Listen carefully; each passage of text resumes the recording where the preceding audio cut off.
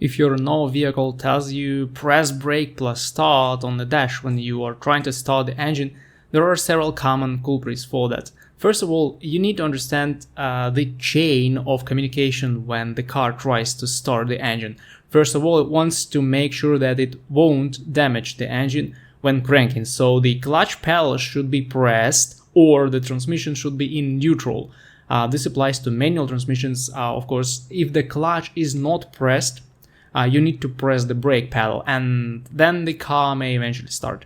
So the first thing to check is to try to change your starting routine. For example, you have a habit of starting the car by pressing the clutch pedal and pushing the engine start button.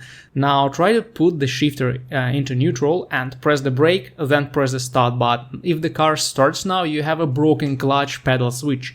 This is a small button on the clutch pedal that tells your car you've pressed the clutch pedal. This switch may require replacement or adjustment, and you can actually do it on your own.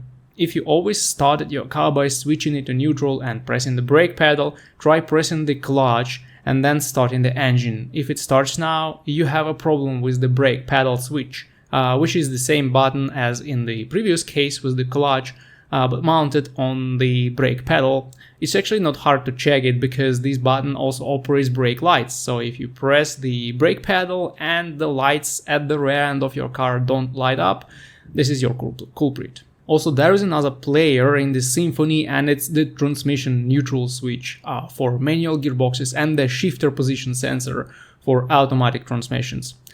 Usually it's hard to check on your own, but it's easily verified during OBD scanner inspection, so you will need some help here. One more culprit may be the starter motor. If it's stuck and not cranking, you may see the warning on the dash saying press brake plus start. Usually this happens in the engines that commonly have PCV valve oil leak, and the starter motor is located right under the PCV valve, so the oil contaminates the starter and it stops working. Unfortunately, it's hard to check on your own too. But before you go and have the car checked for a fee, I would also check the 12-volt battery. If it requires charging or replacement, you may see such warnings on the dash. Usually a good load tester will help you verify the battery is okay, and then you may continue with other ways to investigate this issue.